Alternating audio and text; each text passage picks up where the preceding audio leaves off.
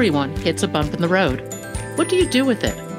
Be inspired as we explore the ways people experience, navigate, and manage the ups and downs and twists and turns in this road trip called life. Welcome to another episode of Bump in the Road. The basic podcast is always free. We also have a premium subscription called Bump 2 that lets you listen in on extended behind-the-scenes conversations with our guests. Check it out at www.bumpintheroad.us. Tom Cronin is an ex-bond trader turned global meditation expert. He is a coach, a meditation teacher, speaker, and the author and producer of The Portal. The Portal is a wide-ranging exploration of 6 personal stories about overcoming adversity and trauma using meditation and mindfulness to find transcendental peace. Our conversation ranges from artificial intelligence to meditation and from the wisdom of ancient cultures to humanity's present. I am so pleased to welcome Tom Cronin to Bump in the Road. Tom, welcome to Bump in the Road. If you would, fill people in on your background a bit. Well, I'm currently, right now, I'm a meditation teacher, speaker, corporate facilitator, and run retreats. And I was the film producer of the Portal film and the writer of the Portal book. But my life took quite a turn many years ago where I was working in finance as a broker on a very hectic trading room floor. If anyone's seen Wolf of Wall Street, you'll get a very clear idea about what my life was like. It was very, very similar to that. I started my career out as a broker in 1987, and it was kind of fast and furious and crazy times. And it was all very good and exciting. I was only, young, in my late teens and early 20s, and I got swept along by the culture of a late 80s, early 90s finance industry, which was very fast with lots of drinking, lots of drugs, and no HR departments. It was very unchecked. So of course, there was lots of glamour and glitz that pulled me down those laneways. But what happened was over time, I started to get a lot of symptoms showing up on my body where I got sort of a lot of anxiety and panic attacks. And eventually that morphed into a sort of really deep, dark depression.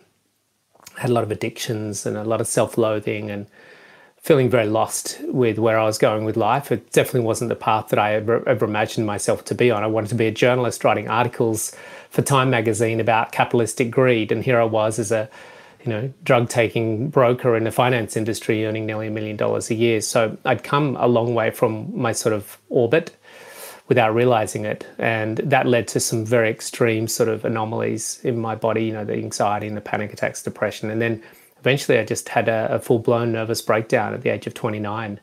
And I was put on suicide watch. I was seeing psychiatrists and doctors and psychologists and put on pharmaceutical drugs. And it was a really dark time in my life. I was very lost and didn't really have a sense of identity, didn't know who I was. And then that's when I found meditation. And it was a really fascinating process to go through to discover this thing that was completely alien in my life. And it just was like this incredible shift, this sort of illumination that just started to happen. And I realized that this was the thing that I'd been looking for all my life. Not so much the meditation, but what I found through the meditation. That was that connection to something much purer, much deeper within. And so that was the starting point for my journey to get to here.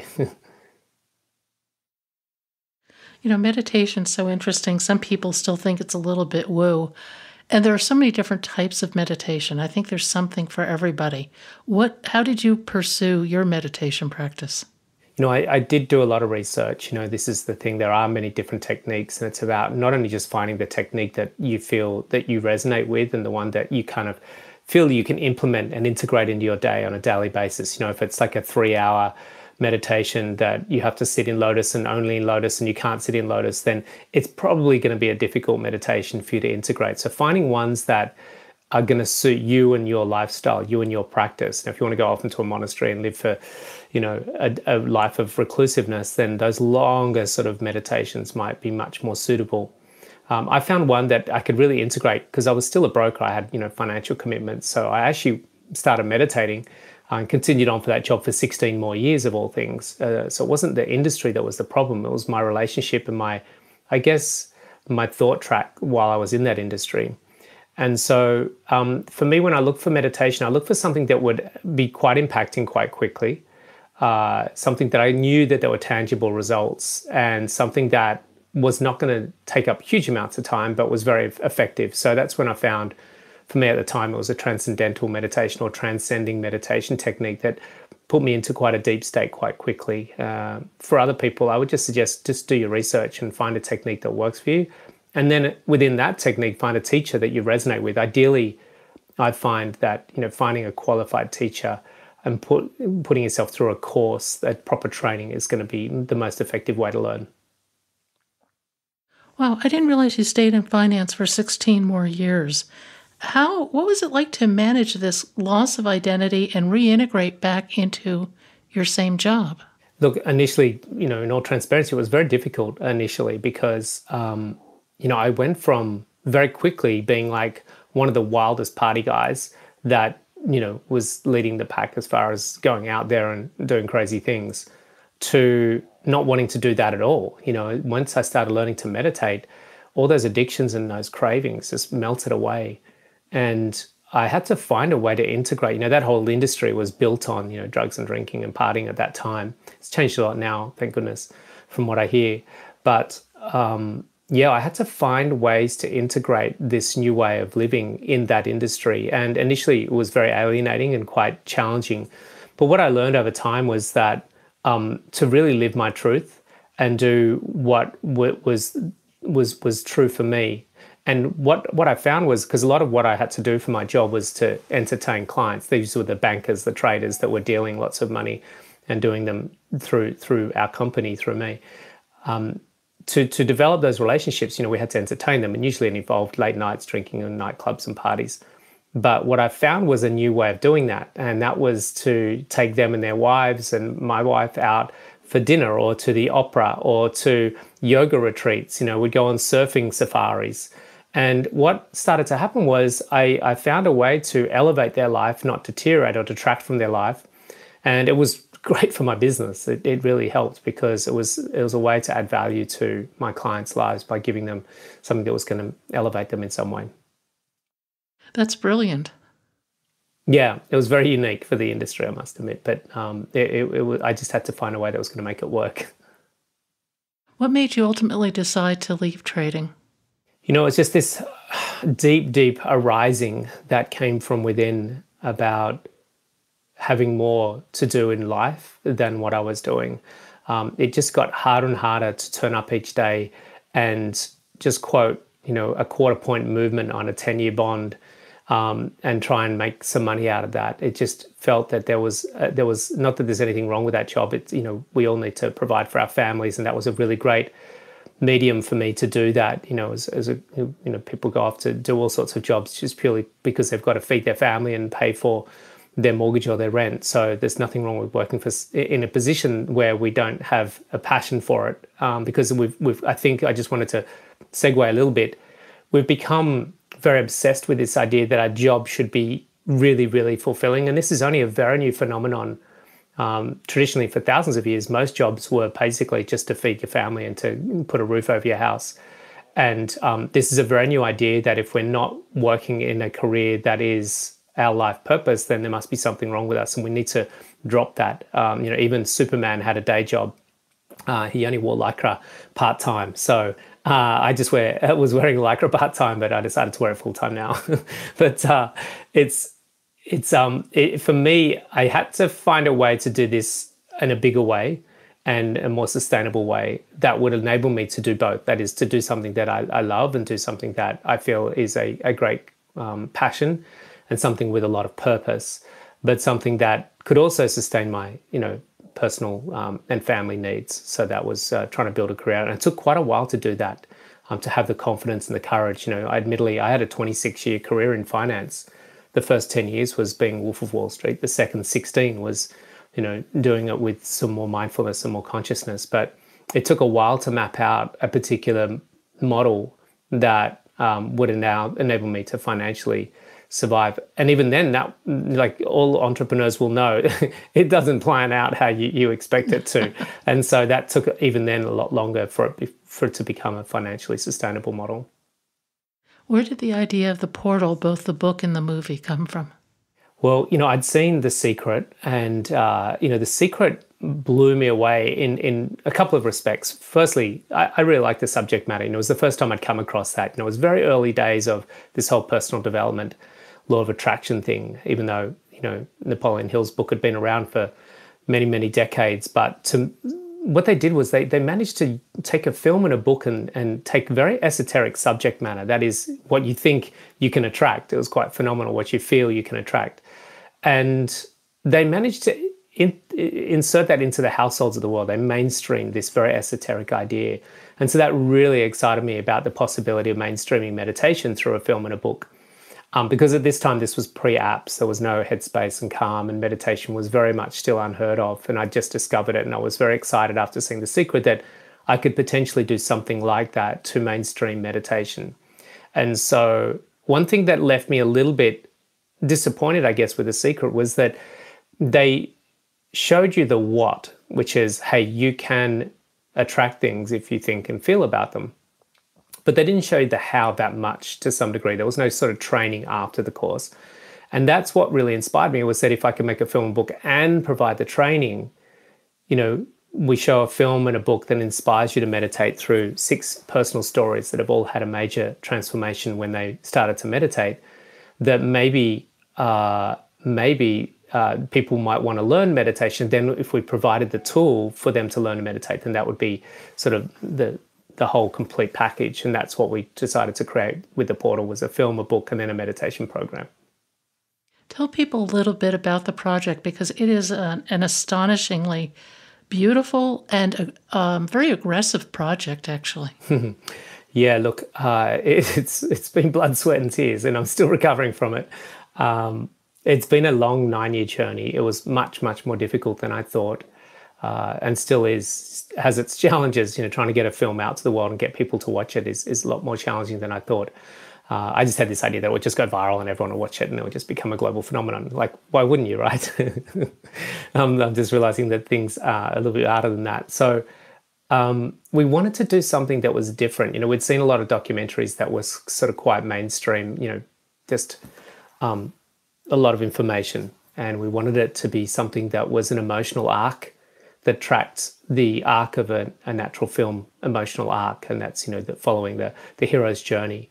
So we look at crisis, we look at the setup, the childhood setup. We look at the crisis that the story would go through. We look at the redemption, and then we look at the final, when you find the secret chalice and you come back to conquer the world with the magic elixir. And so we kind of mapped that out with some great screenwriters and tried to build out an arc. It was quite challenging because we've got the 6 stories, but we also have 3 futurists that look at humanity on the macro levels. We have micro and macro. And the macro we had to weave in and out, which is trying to find 6 stories that cover global crisis themes, because we talk a lot about crisis in the film. And what inspired me around that was that I had this perspective, it was about when we started the film, about sort of 8 years ago, that humanity was on a trajectory that under Vedic principles was undeniably on a trajectory towards a major crisis.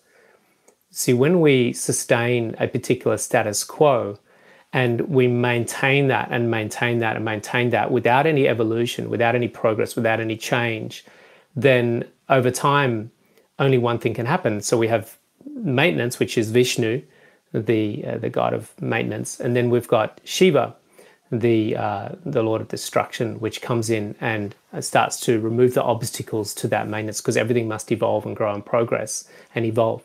So what I could see was that humanity had been holding on to a particular model for many millenniums. That is, if I get more, I'm happier. If I have more experiences, I'm happy. If I have outcome-oriented fulfillment, I'm happy. If I'm ignorant of my internal state, of my unboundedness, of my spirituality, if I'm distracted from that because of the external world pleasures, then we naturally by default start to get crisis, which is part of evolution. It's part of the process for us to start to discover what's true. And we're living in quite an age of ignorance. And ignorance leads to suffering. And we have immense suffering on a planet, and it doesn't need to be that way. And I could see this macro perspective of humanity on this sort of trajectory moving towards a cliff. And that a crisis is imminent because It's the only way, unfortunately, that we may start to look inward rather than outward for our source of fulfillment. And, we know of people for many thousands of years have found an inner fulfillment in the state of enlightenment. It's just that for the majority of us, myself included, we'd been ignoring that possibility, and that leads to immense suffering and conflict and sickness and disease. And that's what we're seeing. And what's called a rashi in Sanskrit is a cataclysmic event as a force of evolution to enact change when change becomes, a necessary situation. And so that's why we have the crisis in our personal stories. They all had crisis, and all of them found that crisis was a major turning point in their life for evolution. And with crisis, only one of two things can happen. We either break down or break through. So Kodak had a crisis, they broke down. A relationship might have a crisis and they might divorce. A civilization might have a crisis and they might self-destruct, like the Mayans and the Aztecs and Easter Island. And so we want to make sure as a species that we don't take that latter option, we break through as an option. We want to break through to a new way of living, and that requires opening up our minds, connecting to our hearts, and discovering what's deep within us. Yeah, one of the things you mentioned in the book or the movie, I forget which, you said we're in a destabilizing system, moving up or down. One of them is imminent. And, I look at just the way finance is structured, at least here in the U.S., and I think globally, it's structured on the idea of unlimited growth. Well, we're looking at unlimited growth with finite resources. Technology may change that finite resources piece of the equation somewhat, but it's a contradiction in terms. Yeah, and this will be one of the potential crises that we're looking at. We've got a number of potential crises. It could be nuclear, it could be AI, it could be a financial collapse, which is probably could be a multitude of those all at once or within close proximity. But the idea of the system requiring ongoing mass consumption for the economic model to thrive is leading us to where we are right now, which is let's just print more money so that we can keep an economy that grows based upon the consumption and commoditization of things. So if we look at what that means, it means that the ocean isn't commoditizable, but the whales in the ocean are commoditizable. We look at trees aren't commoditizable, but they're essential for our sustainability, but we don't commoditize them. We commoditize the 4x2 we pull out of a tree. It's like bees. We don't commoditize bees. So we don't really put a value on bees. But what we do put a value on is the honey. And so what we don't realize is that all of those things, the ocean, the bees, and the trees, are actually essential for our own sustainability. But this idea of commoditization for an economic model is something that is fraught with danger, and we'll see a self-termination of a species if we're not careful. What's exciting about that is that we're such a conscious and intelligent species to some degree. We have that capacity. We don't utilize it to some degree as well. But we do have that capacity to be incredibly intelligent, adaptive, and conscious. And so I've got some very close friends that are doing phenomenal things, building new economic models that have new value systems. Their values in those economic models aren't on commoditization. The values are based on contribution. And so it's a fascinating model that the wealthy people will be the ones that contribute the most to the uplift, not just of humans, but of the planet itself. And what we'll see is a reweighting of the human position on the planet. At the moment, the human position is very superior. So we extract whatever we can at the consequences of the whole. That's the planet and the animals. And we see the planet and the animals as of service to us in our own growth and survival. But what we will see out of necessity, hopefully not out of necessity, but most likely out of necessity, but hopefully out of choice and conscious choice, will be a repositioning of humans in a much more equal position with the rest of the planet and start to revalue where we lie in that space. How does that play into contribution? As you talk, one of the things I think about is really a reweighting of values, in that rather than looking at the commodity, the 2x4 that comes out of the forest, changing that to value the entire forest and having it be an integral part of how we look at the world.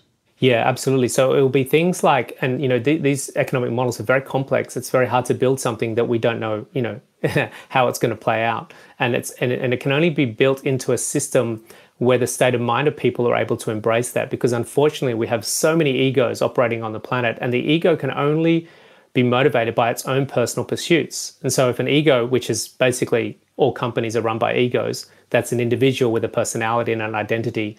And so that company, which is run by a group of people sitting around a board or one person, are motivated by their own individual, pursuits. And so we can't build and integrate these new economic models that have new value systems until we get the consciousness of those people to start to be a lot more experiential of the whole, where they start to experience themselves less of the individual because of their meditative practices or ayahuasca practices or whatever else they're using. And that's why we're seeing a proliferation of these particular tools to break down the construct of the ego. So we start to operate from a state of mind that is, and by default, can't do anything else but consider the integration of the whole, because it experiences itself as the whole. So therefore, its business operations will be designed by how does this integrate and support everything that it touches? How do we not extract something at the cost of something else in a win-lose paradigm, which is what a lot of businesses are based on, a win-lose paradigm. This business thrives because something else comes at a consequence. So it's very difficult to build these economic models. But what it looks like is that, you might have a forest in your backyard, and that forest is actually, we know for sure that forest is contributing to the uplift of humanity because it's providing us with oxygen. How do we value that? How do we value oceans? How do we value someone's service to humanity? And these are phenomenal economic models that they're building, where someone Amandine, who works in the film, she was just working in the Central African Republic, which is a very challenging place to work. Now, she could actually be one of the wealthiest people on the planet on these new economic models because of her contribution that she does to the world, and it's based on the way we pay for certain things, and it's complex. I'm still trying to get my head around some of these models that they're building, but it's quite fascinating at the same time and exciting. And how would wealth manifest itself in this system? Well, we've got to look at what wealth is, and this is the problem. We have a very one-dimensional view of wealth. We look at wealth as a fiat currency, which is really not really wealth, because at the moment, governments are just printing it like there's no tomorrow. So it doesn't really, and that's why it's losing its value time and time again, day after day. So at the moment, we have a very one-dimensional view of wealth, is that how many dollars do I have in my wallet? How many dollars do I have in my bank account? But what we're not putting on a value of wealth, which is phenomenal if you look at what's going on right now, we don't look at wealth as health. And so one of the greatest wealth, one of the greatest sort of values of wealth that we can have is how healthy we are, but we don't value that very well. If we look at the conditioning and the coding of most of society, you go into a supermarket and you'll see that 90% of the food in that supermarket isn't contributing to the wealth of someone. It's actually contributing to the profits of a company at the cost of someone's health. So we're not valuing wealth as health. We don't value wealth as family connections. And so we see a deterioration in family connections, yet it's such a valuable thing. We don't value wealth as being able to walk barefoot on the ground in the earth around a forest. These are the things that we have to revalue what wealth is, and what will happen when we start to revalue wealth. And I'm seeing this very rapidly happening in my community of more awakened beings that have been doing their meditation practices for a while. They live so much more simply, and it goes back to a lot of things that we learn from very ancient tribal cultures that lived very sustainably for thousands and thousands and thousands of years, that they had a different set of values on what wealth is. You can really just learn so much from the traditional landowners here in Australia of what their sense of wealth was, and still is to some respects.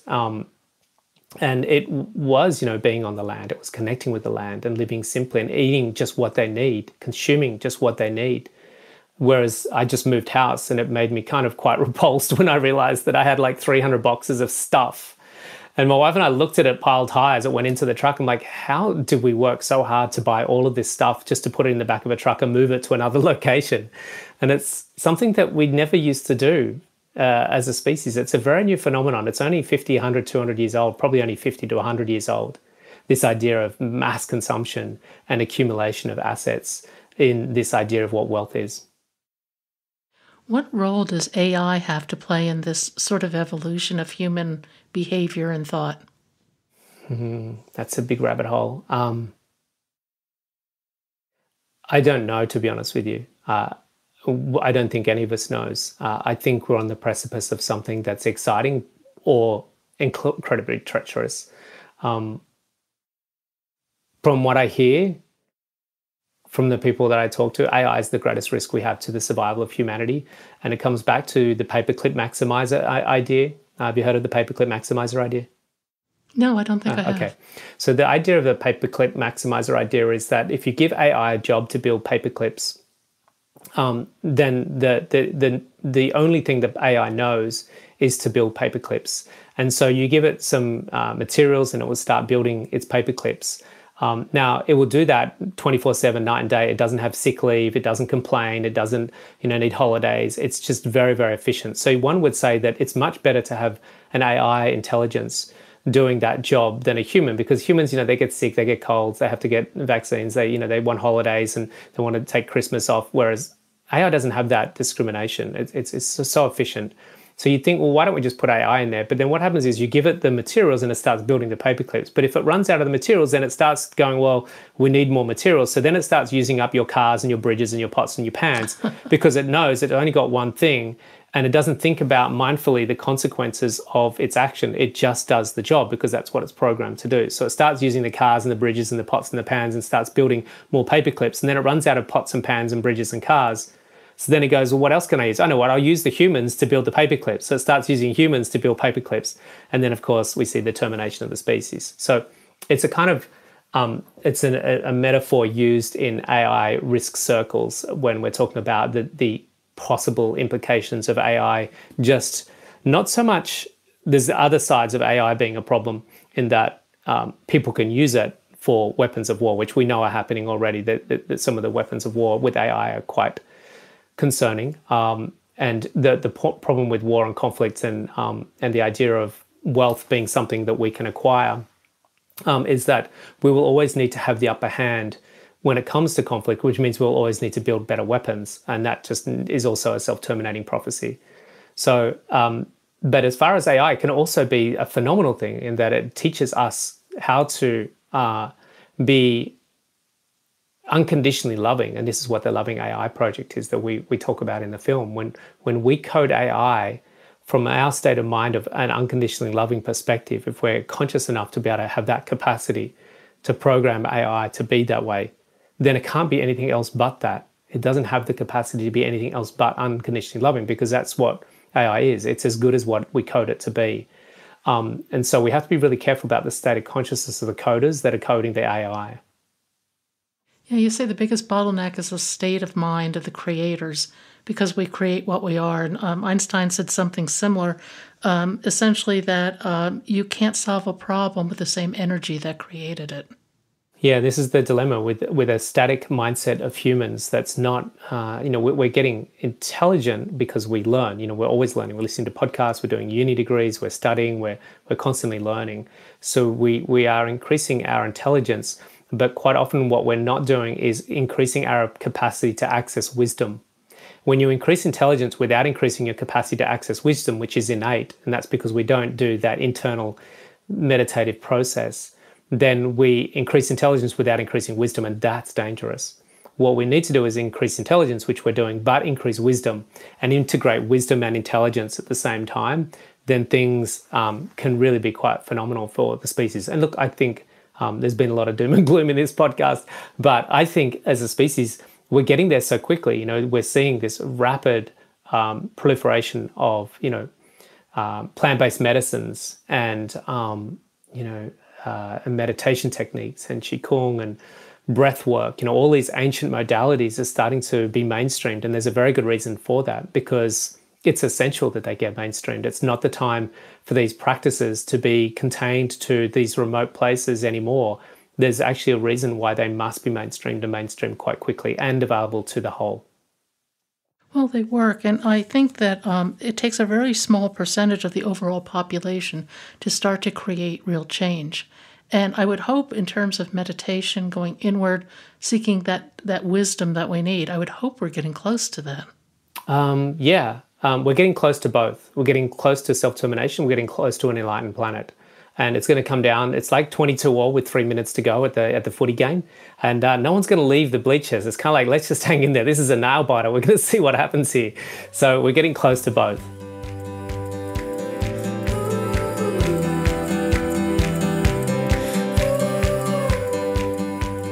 Thank you for joining us today. I hope you found something in today's podcast that inspires you along your own life's path, because sometimes a bump in the road is actually a portal into a more conscious and meaningful life. You can subscribe to our free podcast at www.bumpintheroad.us or become a premium member to hear the full conversation. Just go to www.bumpintheroad.us for more information and to sign up.